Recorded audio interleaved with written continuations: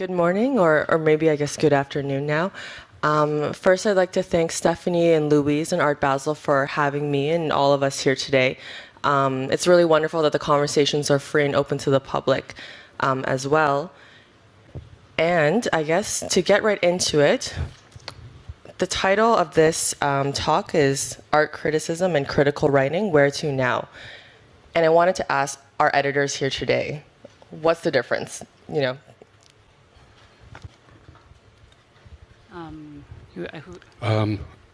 Is this on? Yeah. Can you hear me? Okay, good.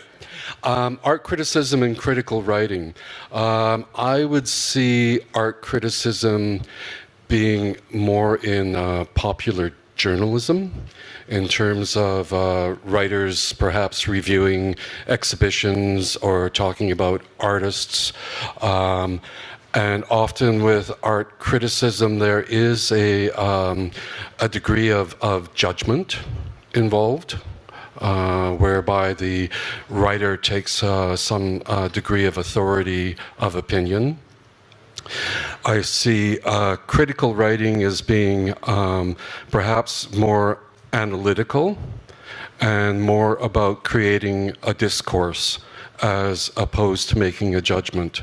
And I see critical writing as being more propositional.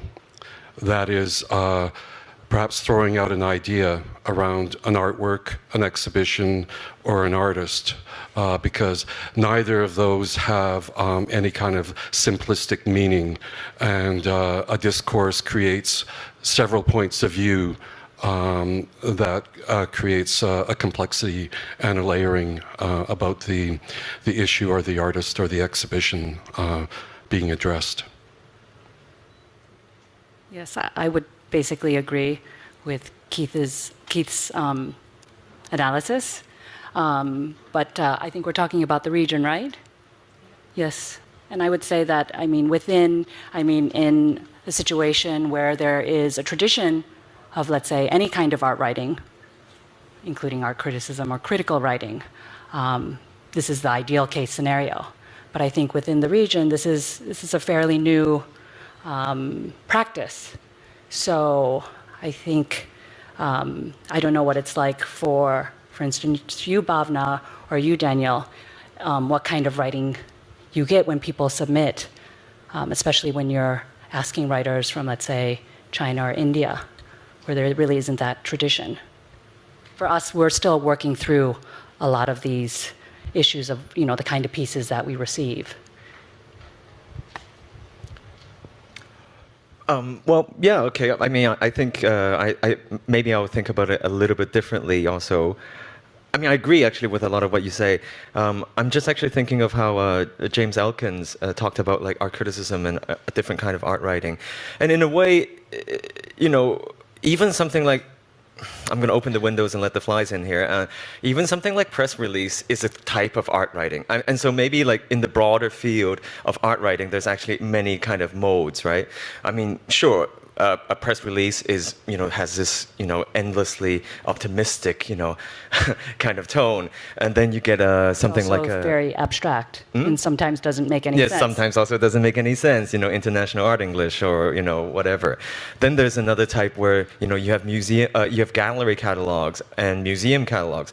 Now, maybe museum catalogs usually are probably, there's no profit motive usually, but let's say even a gallery catalog. Actually, you can get good writing under these very constrained conditions of, basically being mostly positive about a writer. So maybe I'm just saying there's a broader field here that we can talk about. Now, of course, I think, there are particular publications that really take a particular stance, okay? And there is a particular way where, yes, as you drew the line between like a journalistic, maybe type of writing, which is really about recording something that happened and mainly descriptive and not really many in-depth insights, to another level where, there are a lot more. They're going. I think the different publications take on different stances, but like some of them are really focused on particular. Go much more deeply into an art historical discourse, or alternatively, like it could be political. So. I feel like I'm speaking a lot, but in terms of China, I mean, like, in terms of Randian, actually, I guess we've shifted a little bit, and but we actually, one of our editors actually, honestly goes to university lectures to look for writers, like to look for speakers, look for writers with the speakers, but also in the conversation that's created. Yeah, and I guess to bring in kind of maybe the wider scope of what art writing can be or has been, especially in the pages of these publications, I would say Randian and Take and have a more open field of the kind of writing that is put inside. In Take, I've seen poetry.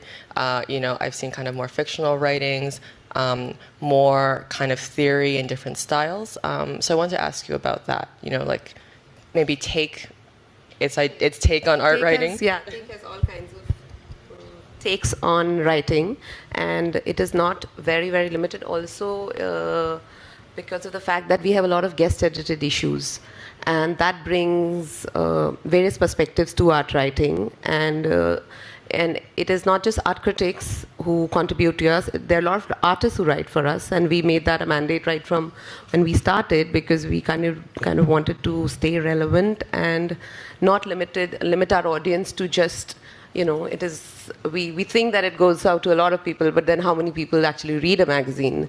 And magazine on art. And that magazine on audience. art, yes.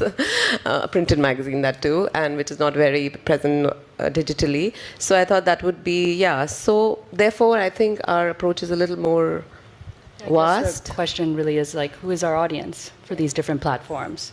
I think my audience is probably very different than Yishu's. And since Randian is basically online, you have a very, very broad audience. And I'm not even, do you look and track, since you're online, who is reading? Can you do that in terms of break down the demographics for Randian? Oh, okay. So basically, Randian is mainly online, in fact, which also means that our print issue, we go crazy with the graphics, because, I mean, I've had people tell me that it's unreadable, in terms of the crazy layout. Anyways, in terms of the digital, to read it. We do want people to read it, but I think we see the printed. Well, I think maybe because we were online first, then moving to print, we actually see print probably a little bit differently, because we expect most of our readers to read online, and then this becomes an object. That's something else, That's why the production value is a little bit different, like we're thinking of it differently. But in terms of your question, I mean, we're bilingual. Basically, Is it a younger audience? So that kind of data is not easy to ascertain, because you get some of it, but then, for example, the Google data in China is very unreliable. Like there's a lot of stuff that's, Google's not in China. Well, Is that basically. Yeah, I think actually it's a pretty interesting selection of publications that are up here, because we are quite different within the cultural ecology of magazine publishing, and we don't have a huge readership, in fact, and our main subscribers are universities and libraries and museums. And also our approach is that we do commission writers to create texts, but our approach is really to have writers come to us when they have something that they really want to talk about. So I don't really want to go and say, oh, could you go and write about this exhibition, if they're not really that interested in the exhibition. But somebody will come to me and say, I want to write about Chinese laborers working on, within being represented in artwork, for example. And so it becomes particular issues that actually over time get followed up by other writers. So there is an ongoing discussion that takes place. And we don't really have much of a limitation in terms of word count. So our texts go from 1,500 words up to 10,000. So we're quite intuitive, actually, in terms of how we construct our issues. I mean, yeah, I always see that, and I think it's great for research actually. Like, and I think this is kind of like the particular cycle or news cycle or content cycle you're thinking, in the sense of like something very newsy, reporty is like. Within it's lost its value within 24 hours or 48 hours. But something like Yishu, you can look back in really older issues and really dig something out to do your research. Well, I think that's a part of our approach, actually. Our approach is that even though we're talking about contemporary Chinese art, even though at times it's historical artists who perhaps have had an influence on the contemporary work, we really think about it as being for the future. And that it is for future research, and it is a kind of documentation about specific artists, but also about specific issues. So we've covered a lot of things about alternative artist-run spaces, women artists. The next issue coming up in July and August is going to have essays about women artists in Hong Kong and Macau. Yeah, we like to have some follow-up in terms of our content. And I think coming off of like talking about writing, kind of its free-flowing form, all the magazines are situated in different cities, from ArtAsiaPacific in Hong Kong to Take in New Delhi, Yishu in Vancouver, Dian in Shanghai. I wanted to ask, is it difficult? Is there to find writers? Is there a good writing ecology in these places? Super challenging. I would say that in terms of a career choice in Hong Kong, this is not even an option. We basically have to beg and sometimes twist arms and say, please, please do us a favor and write for us. I'm talking about writers in Hong Kong. It's really, really, really hard. But I would also say that it's challenging in general to find people to work even in nonprofit organizations here, in galleries, looking for people who, have a background in art or art history or museum studies. But that doesn't mean it's not worth trying to cultivate. And, we started in 1993, and it was a very different time. It was really led out of Australia, through academia, through a number of scholars in Sydney and various parts in Australia who were looking at Asia and looking at the art coming out of the region. And the tone was much more academic, I would say, more in line with Yishu. But things have shifted. Here we are in Art Basel, Hong Kong, and there's a huge public that's really hungry for art. And I would say that the magazine, in a way, really, if you look back at all the issues, you can really track that evolution in terms of the development of the field. And we have, because I don't think things should be fixed in time, like we only accept this kind of writing.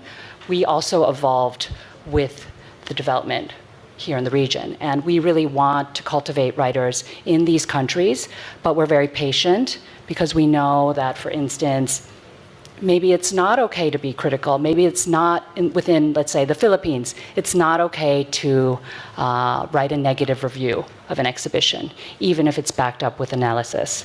And the editors really try and pull those kind of judgments, of course. It's never personal. It has to be backed up by what they see and what they think is happening. I was just wondering, since you said there was a shift in direction over the years, how did that happen? Or like, why did it happen? Or like, did it happen organically, or you were moving it towards a particular direction? I think it happened for a number of reasons. I mean, let's say, you get a new editor in and you shift editorial directions. AAP has actually been kind of transnational. So it moved from Sydney and then it landed somehow miraculously in New York. So from there, the editorial take was, really quite New York centric. And that's when I got involved. But before I got involved, I was working at HanArt, one of the pioneering galleries for Chinese contemporary art, and then Videotage, a nonprofit here for film, video, and new media. So my take was very different, let's say, than the previous editor, who really was looking, for instance, at issues of, let's say, identity or Asian American art, which, as we know from Shanghai and India, these issues are not really so relevant. And I really wanted to take it back, let's say, and have an emphasis on the actual countries in which we're looking at, because issues of identity in the US or in Canada are radically different. And also there was this real development. There was a shift, let's say, in the interest in art from Asia. And I would really pinpoint it to, let's say, early 2000s. And that is when we decided that we wanted to be more inclusive and not just keep it within a scholarly field. Because if we really wanted to develop, let's say, an understanding, we couldn't lock people out with language. So we really changed our language within the magazine. Clarity is essential, and we have a huge variety of writers, from very well-known scholars to younger writers that are just beginning, and we tend to mentor them. And there is a bit of a problem in academia with some of the younger writers, because they think they're writing for a professor. And you really have to change that language. And I think your other point about if you're making a negative comment or a questioning comment, it has to be qualified in some way, and it can't be just a personal opinion and a generalization. And that's where really the kind of critical writing is very important, in that there is some backup to statements that are made and qualifying them. And I believe in a measured and clear way, and not through a sense of the writer exercising authority over the subject or the artist. And this, what you're saying, I would agree with that. And also talking of conflict, because in India, we're talking of writers and trying to find good writers. There are fewer, and they just grow, like the numbers grow lesser. Also because writing it cannot be taken as a full-time job. So there are very few publications, in fact, only 2. And the critics, who would like to pursue art criticism, have to take up job with galleries or curate, in which case they cannot actually express themselves, completely. So whenever we do ask somebody that, is a writer, that would you like to review this exhibition? Wears 2 hats. Yes, wears 2 hats. Conflict, that is the problem in Asia. I think most of Asia, where everybody's playing all these dual roles. Policy, for instance, if we were to ask a curator that works in a museum, they can absolutely never write about their own shows. Of course, and and I've definitely seen that within none of your publications, but publications within Asia where there is no conflict of interest, but there's conflict of interest everywhere. They don't understand conflict. Yes. They don't understand, because galleries propose, I have this wonderful person, I'll propose this writer, and she'll be really good. And when I speak to the writer and be like, I'm working for the gallery, I'm like, really? Are you serious? Yeah, there's no objectivity. Yeah. But I wanted to use, Bhavna, you were telling me about the writing workshops that take does, in terms of really actively incubating a writing ecology. Yes, so that is something that we've been actively doing, because I saw that there were a lot of talks that happen. There are conversations, especially in Delhi, where we also have GNU. We have a lot of organizations that do, conversations around intellectual writing, art, all of that.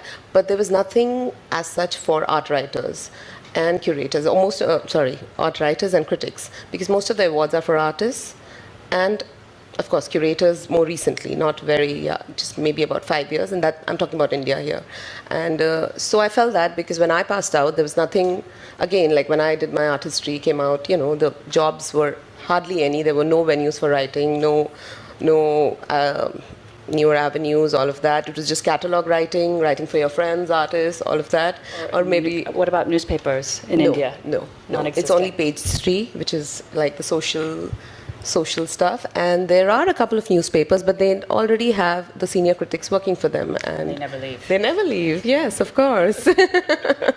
Even if they publish their own catalog essays in the paper, but they never leave. So I felt that over the years, and of course at that point I couldn't do anything, and I got into, I worked for a magazine, like it had shut down, I restarted it, and that's when I decided I need to start my own venture and do things the way I want to. And after that, I thought of a writing award. So we're doing a writing exchange, a writing award for artists and for writers, critics, and it's also open to artists who write. So it was not. I didn't want to limit it to, because it's all eventually about writing. Actually, and artists are sometimes some of the best writers. I think so. Yeah. Because they're really looking at art. Yes. Sometimes even in a different way than, let's say, a curator or an art critic. Yes. Yeah. So then we started the critical writing. It's called the Take Writing series, and this issue, of course, was a culmination of one of these workshops.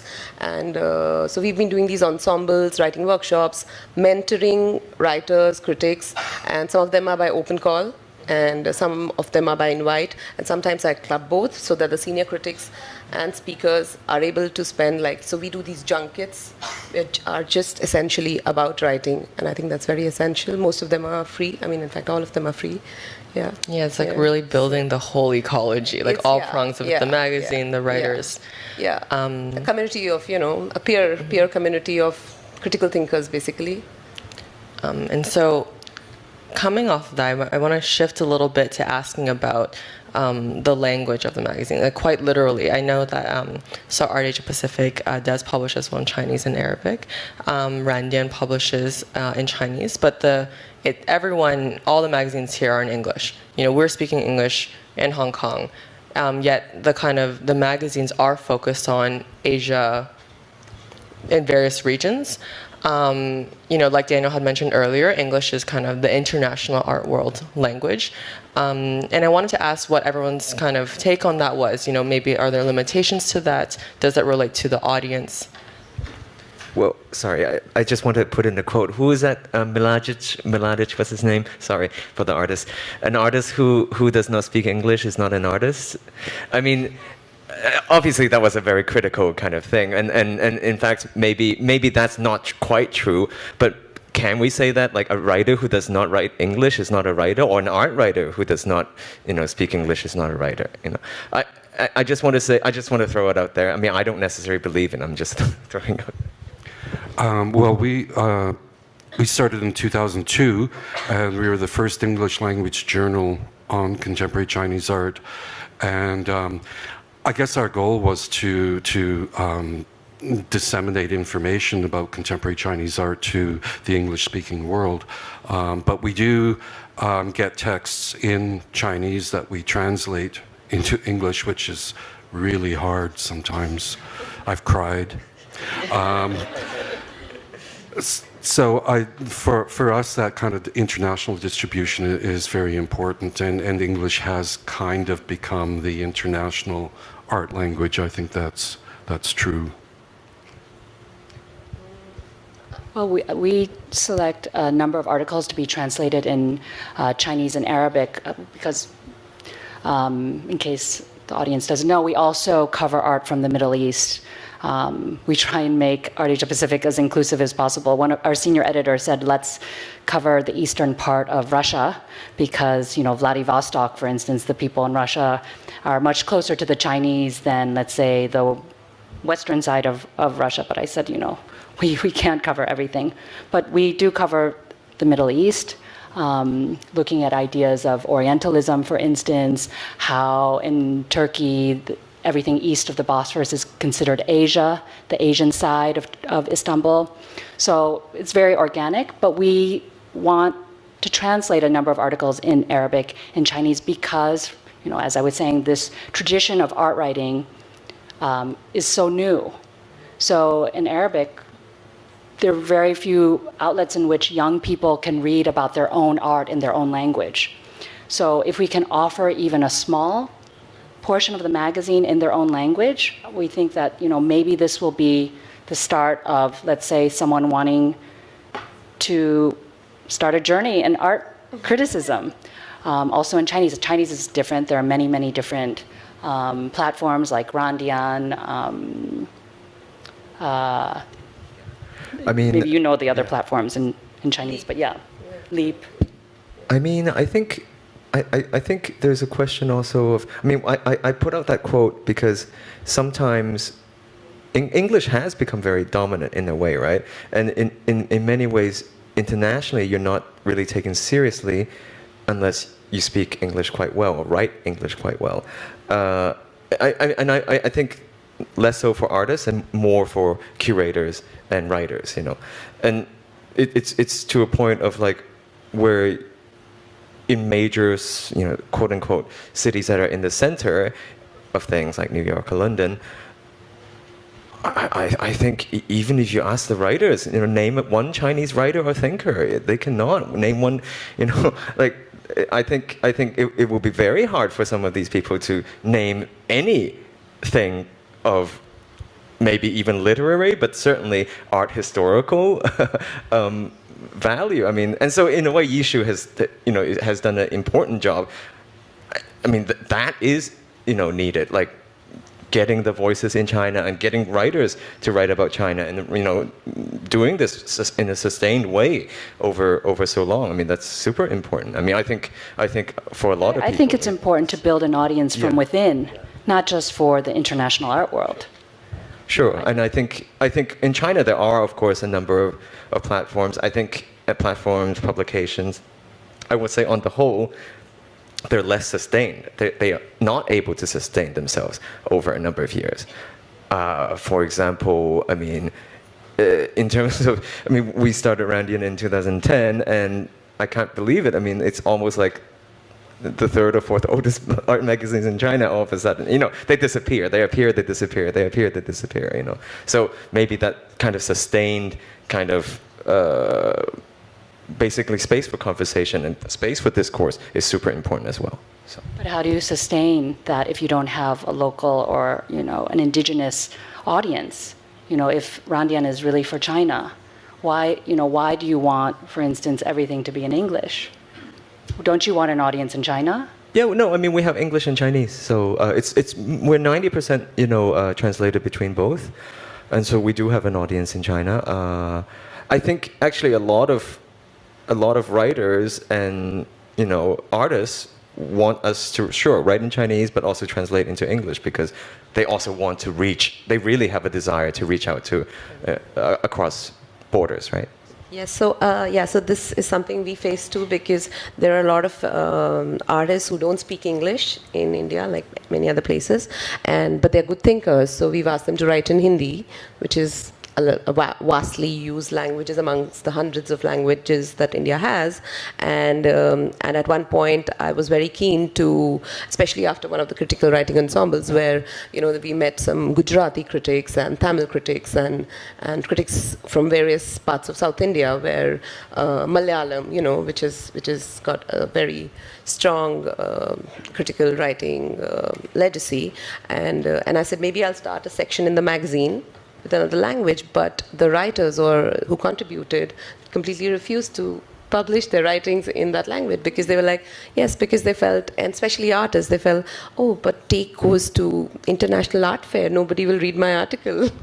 So they were very insistent that, I understand that, wanting to reach, an even wider audience, but because he said in Kerala, people might read my writings in the newspaper, or when I write for a Hindi magazine, which is aimed for Hindi-speaking, reading people, I anyways reach out to those people. So when I write for Take, which is elitist, is his writing the same in those platforms as it is in Take? Because I feel writers do adjust according to platform. So for instance, if that writer is writing for a newspaper, he is probably not writing in the same way he would write for you. Not at all, because this was obviously research-based articles, which is what our focus is, and plus they're theme-based, right, most of the issues. So this has happened about 3-4 times. So I was very surprised that even when I'm giving the But it would be nice to write in, let's say, his own local language in this very, much more rich and complex way than... Yes, and many of them, we had this discussion, in fact, this particular writing ensemble was with, it was curated by Katya Garcia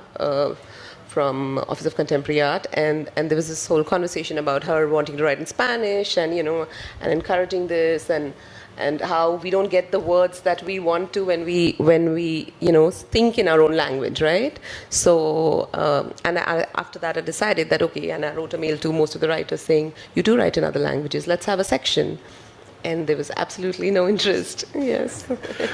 I would just like to add that even though Yishu is an English language journal, we did publish in Mandarin for about 4 years. And we have 2 articles with one of the publications that ArtCo publishes every month. So we are trying to expand our audience in that respect. The Chinese version we couldn't sustain because we didn't have any money. We don't make a profit. We rely on patrons who support us and believe in what we're doing. So yeah, it's difficult to deal with the languages and to get things out there beyond the English. And maybe sometimes writers frame arguments sometimes in slightly different ways. I mean, just in terms, it can happen just simply in terms of the references they have, or sometimes when they write in this one language versus the other, they're not even thinking, they're thinking of a different readership as well. I don't know if you see this sometimes in the translations you get, or like... I don't know, because I wasn't really involved in that aspect of it, yeah.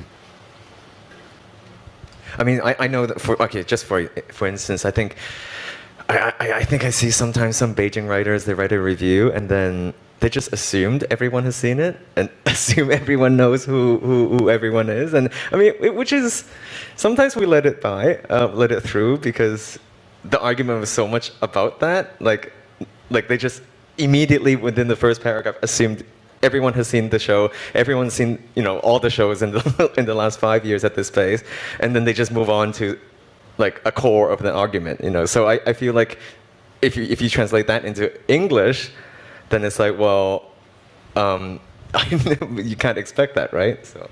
But I think that's very interesting because in a way that's very personal, and I think that especially with magazines that do travel the globe or are seen all over the world, you can't do that. Right, or it's not going to kind of be put in the print issue that gets brought to the fair. And so a lot of, writings about exhibitions, review formats, do come off a bit maybe detached sometimes, descriptive, maybe a lot of photos, and does presume an audience that has never seen the exhibition before. And I think because of that, though, the review format becomes a certain type of thing. And now increasingly with platforms for, the internet, people can access these images. What do you all think about the review format today, the exhibition review? Is it relevant? Could it change? Have people asked for it to change? I mean, I kind of also suggested this, topic, right, to you because in a way, I kind of feel that the exhibition review is perhaps a little bit stale, and perhaps writers could actually take more liberties in experimenting with what to do with this. And maybe this also has some connections to, well, what is art writing for, I mean, obviously, a writer can also write for one person, himself or herself, but, when you can think it non-cynically, okay, well, so art writing has a way of validating particular artworks and engaging in a critical discourse and an art historical discourse. But if you look at it cynically, a review can also serve as a line to validate gallery sales, and then they put it in the gallery guide. So what I mean is, it can easily get co-opted by an art market machinery that, well, it's very powerful, which is very powerful. So I think, it does experimentation in that domain help. I don't know.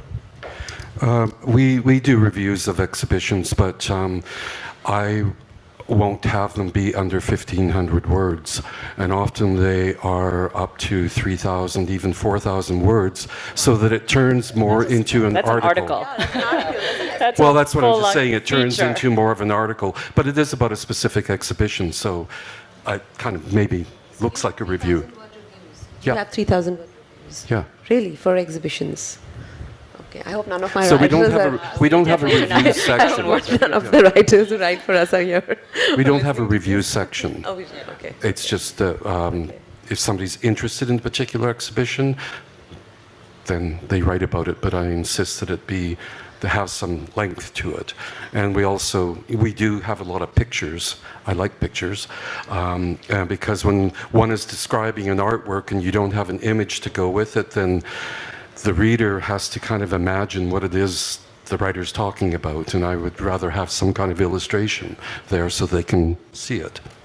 I mean, I think maybe I touched on something. I mean, I'm just curious about what you guys think in terms of art writing, in terms of like validation or documentation. I mean, how do you guys see it, you know? I think documentation is very, very essential. And that is one thing that we we seek out to do, archiving, documentation. A lot of times, a lot of our issues are republishing older articles, and we go back into like various decades. And modernism in India was in the 50s, 60s, and then there were newspaper articles at that point mostly, and catalogs. So when in the beginning we were talking about what kind of art criticism and writing in India, we actually look back because there were no magazines, very few. There were about like maybe 5, 6 relevant magazines, Contra, Marg, a few others, Rishtik by Ghulam Muhammad Sheikh. So other than that, there were just catalog essays and newspaper articles which have and they're not been digitalized and gotten lost. So we constantly seek to do that. That's a way of documentation and archiving writing. And also we get younger critics to comment on those. So publishing both side by side. And I think talking of the review format, we started with about 60% of the magazine being theme-based and 40%, and now our reviews are limited to about 10% only. So only because I never get any feedback for them. I just get like some stinker from somebody whose image got missed or was not big enough, or the artist is not happy enough, or something like that. Why, yeah, so who is it for? Again, but you cut the section, review section because of bad opinion, like negative opinion? No. It's for reviews, we don't commission too much. It is mostly on the format that if somebody writes to us and say, I've seen this exhibition, and also because of the cities that we cover, and we're open to any city in India and abroad. So we have an international review section, which is also kind of limited, and India. So if there are those writers who don't approach us, and I thought, they prefer to do actually a 3,000 word piece. So they always check with me if there's a theme for the issue, if they can write a proper article, and because and our word limit for that is about 700 words. So I guess it doesn't give them much joy. We very much have a review section, and I think it's, for us, we think it's essential because it's a form of documentation. We also think of it as a kind of place within the art community to give each other critical feedback. We don't look at the reviews. Our reviews are definitely sometimes negative. We do not tell the writers you can't write a negative review. I'm sure some people in Hong Kong know that we've ruffled a few feathers with some of our negative reviews, but I said earlier, and Keith backed that up, is that it's always backed up with an argument from that analysis. But I feel like this is the one forum in which we can say to each other, we know a lot of these artists, that was a really good show. 300 words of kind of saying why it was good or why it was bad. Whereas the other parts of the magazine might be for a different audience that wants to learn. But it's really the one place, I think, for the art community, whether that is for curators, the artists themselves. The artists know each other. The galleries, I do not think galleries are bad, is a bad thing. I think without the galleries, the artists would not exist. And I think it's also good to give, I know gallery owners that say, I really wish people would look and give us an opinion about the shows we do. Except when you write a stinging review and then they complain. No, but most of them want that. They want, at least in India, because there's hardly any art criticism. Complained to us about our negative reviews. People come up and say, I can't believe you did that. I really want to do that. They're too afraid. So I think that this is supposed to be a platform for I think artists have to learn from negative reviews. I think that artists have to learn from negative reviews. If they are or critical, there's no let's such call thing them as critical. negative press. Yeah. All press is good But press. people do All press is- remember. all I mean, press is good press. I mean, I think if you write a negative and they don't, if you write something negative, people remember that for ages. I mean, I from personal The experience. positive review sounds a little bit like a press release. I bumped Usually into is. someone, over the course of 4 years in different cities, and every time it was mentioned. I mean, they really don't forget at all. You must have made a really But good then that point. means you have good critics who are like willing to write negative reviews. That's a positive. So we have about 15 minutes left, so I want to open up to the floor if there's any questions for our panelists.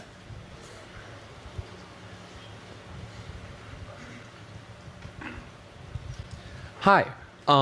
With the being an international market and your people you're able to reach, do you feel your reviews and what you talk about is changing the way the artist is being viewed in the world? So the artists and their statement is kind of being erased a little, and the critic or they're now the ones that are creating the way, like the new artist statement for the artist? Does that make sense? Well, I mean, I just first have to say, yeah, actually, I really like artists. I mean, sometimes I really like artist writing as well. And we've mentioned this before. But yeah, I mean, it does bring their kind of way of thinking, and yeah, there is this kind of detachment, right? In the same way that when they produce a work, the interpretation of the work might be different from what they expected, right? So. I think that the text should be one way of thinking about the work and not a definitive way of thinking about the work. I do not believe in resolved texts. As I said earlier, I believe they should function as a proposition. No artwork or artist's work is looked at in the same way by everyone. And I think getting different perspectives and takes on them is essential to complexifying the artwork as well. I mean, artwork never stays the same. I mean, the object stays the same, but an artwork made in the 60s, we can't write about it as though we're in the 60s. We can only write about it from the perspective of 2018 at this point, and that history has changed. And so, again, the artwork gets more layers added onto it as we go through the historical process. And I think to me, that's really fascinating. So there is no kind of resolution ever. And I mean, of course, the amount of time the writer spends with the artist and thinking about it makes a big difference. It's just more, I mean, if writers are hard pressed and they're writing, I don't know, 10, 20 reviews a month, they're not going to spend that much time with the artist. I mean, A lot of artists come up to us, write to us by email or come up to us later and say, thank you so much. You articulated it so much better than I could have ever done. So I think that's also one of the roles of an art writer, art critic. Absolutely. I think there's another question over here. Hi. I have a question about nurturing art writers. I feel that a lot of the contemporary art, the value or meaning of the work exists outside of the artwork itself. So art writing becomes very critical in the long run. And in this conversation, you talk about the challenges you face, like finding good writers. And even if you have good writers, you cannot engage them full time. Yeah, because probably they're not paid enough. But when I walk the Art Basel, it's hugely popular, and then the prices are very high. So what is the missing link in this art ecology, you think?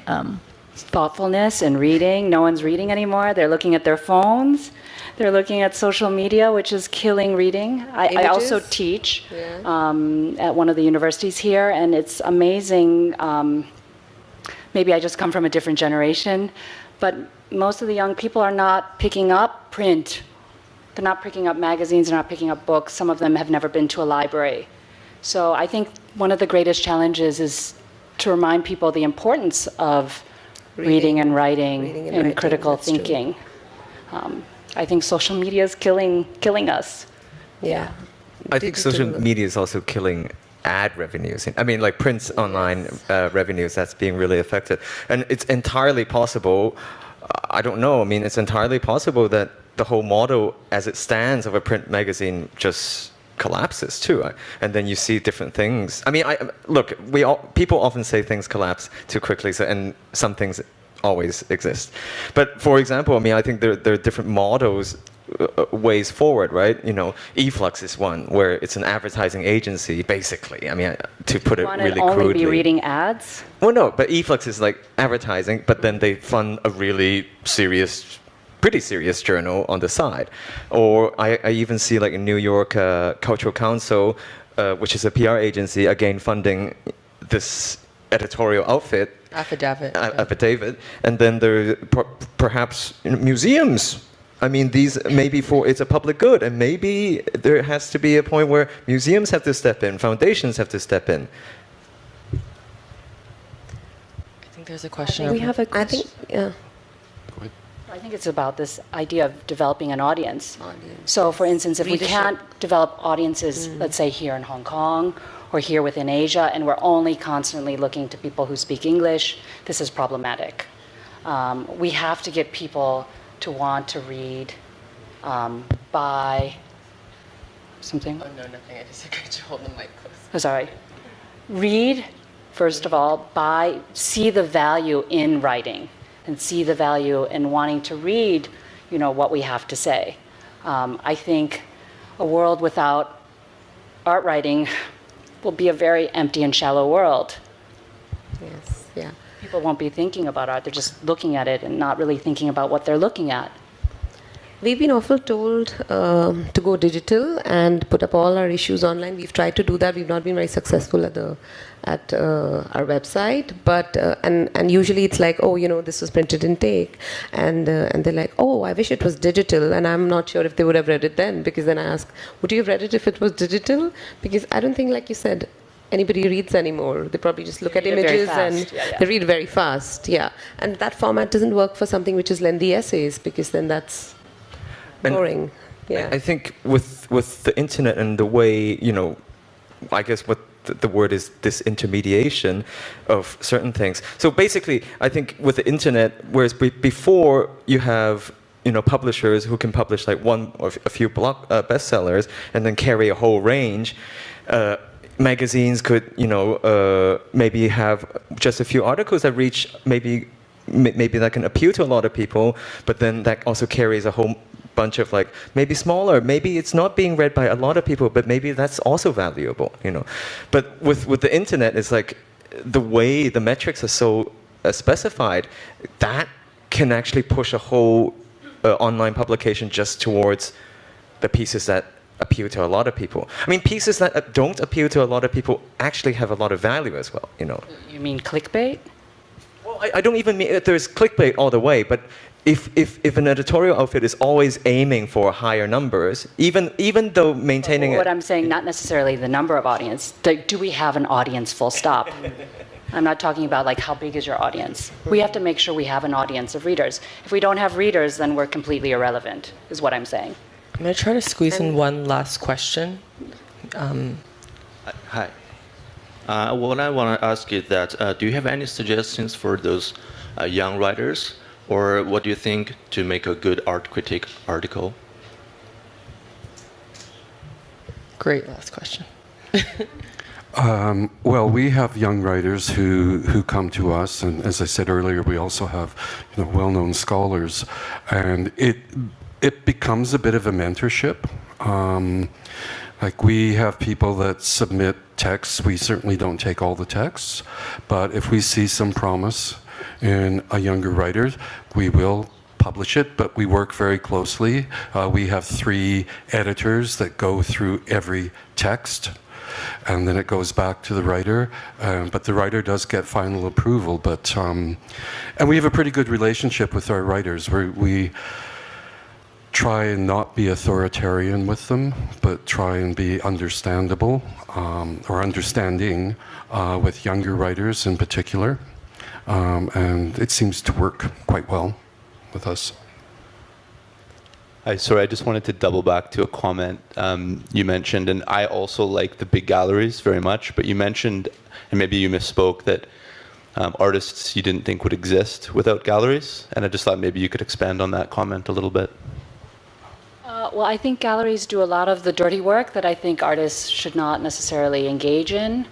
I think I know so many artists that I've met this week. They've been at the dinners, they've been at the parties, but they feel very uncomfortable going into the art fair. And I think the art fair is totally essential to the whole ecology of the art world. But if I were an artist, I would not want to see the transactional nature of art. I mean, I kind of equate it to like watching your parents have sex. You just don't want to know how it's done. You want to stay in your studio and make art. Of course, there are artists that really get into it. I think they're really interacting with the art market, but I don't think it's essential for artists to be engaged in that side of the art world. They should really be making art, talking about art to writers, curators, but not talking about, okay, you want to buy it? Let me issue an invoice. I'm talking about the business side. I think there's a question over here. Thank you.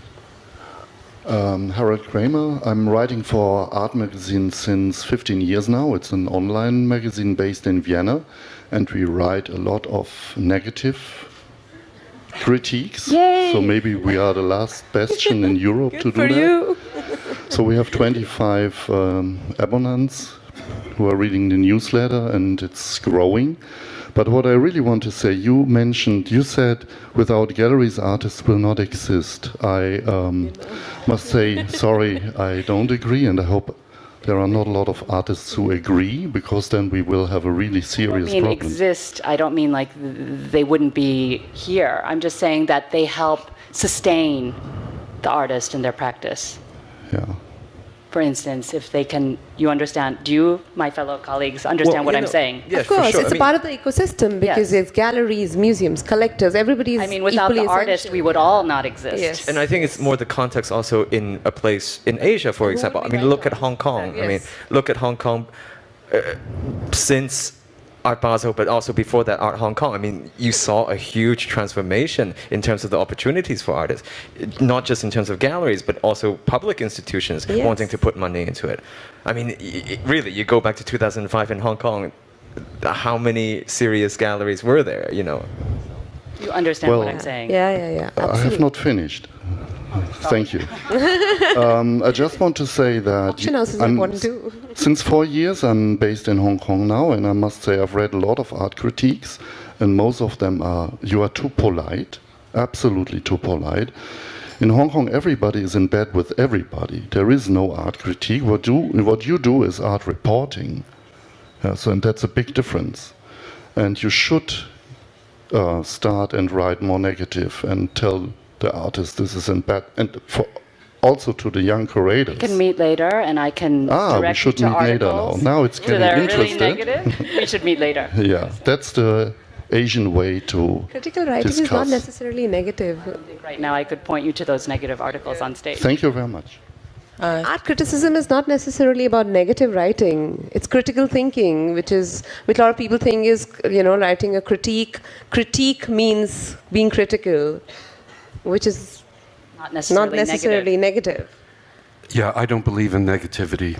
I believe in constructive criticism that is measured on every way. And I think that writers, it's a value for writers to work through doubt rather than authority, because when they work through doubt, they begin to question themselves as well as questioning what it is they're looking at, and it puts the writer on a more equal basis with what it is they're writing about. I like positive reviews. I like negative reviews. I actually like both. There is a certain way. Sometimes negative reviews also becomes, just a way to get attention as well. However, there is also sometimes, actually just this week, goodness, one review. I mean, some artists are so thin-skinned. I mean, then next time, unconsciously, this is going to affect how I edit, and how the writer would write. I mean, we had an article on this artist, and he just really completely overreacted. And After it was published. after it was published, and he's demanding an apology letter, and I don't know. So look, Do you allow artists to read the article before you publish? not always when we did it in this case. So, well, all right. I mean, is that what I should do? No, what I mean is, No. I think the value of also negative reviews is that it allows artists to develop a thicker skin. They need to hear different perspectives, okay? And that, I see, from that point, I see the value, you know, they can... No, that's not true, essentially. No, I don't think so. Because do you think that one negative review would make them like thick-skinned? Well, I think 10 Or over 10 a of them. number of years, or 20, That you would know. just declare them as a bad artist. Well, no, you know? I mean, no, but like what I mean is negative review. I don't mean like the whole review is like slamming them. I just mean, yeah, they talk about the good points, talk about the bad points, and you know, some people can't take that, you know, so... They can't, yeah. No, I had a recent case of where I needed to share the article with the artist because she would not send me the images and only she had them. And she's about 75, 80-year-old. And her husband called me and said, this last line says that it was a book review of a book. It says that this was a picture catalog and not a book. So she might have a heart attack, Bhavna. So can we just remove that line? And then, I refused to remove the line, so I dropped the article. And I think the you don't other want thing people is... getting heart attacks. I mean, I think the other thing is, yeah, I mean, some art scenes are small, and honestly, writers don't get enough money, and yeah, in the end, they might have to, they're artists, editors, translators, curators, so yeah, I mean, if they slam this gallery, they're probably never writing a gallery catalog for them or curating a show with them, and this is maybe a little bit unfortunate, but not everyone's that privileged to, you know, be in a position to do all that, you know. And I think instead of thinking of like particular problems or rules, I think we should think of like in what ways can we aim for a better outcome for art writing and art ecology. So I think with that, we're going to have to end today's discussion. I just want to say, you know, I hope that all of you are also reading art writing and criticism out there, and that if you want to see more negative reviews or maybe more constructive reviews in a different way, you know, or you want to build off of the expansive ideas of art writing, you know, like all of you may already be writers, but can also participate in these publications or in other publications and platforms. Or writing workshops. You know, I guess no one's a critic until they just do it, and then they are. So thank you, Daniel, Keith, Bhavna, and Elaine for today's panel. Thank you all for being here.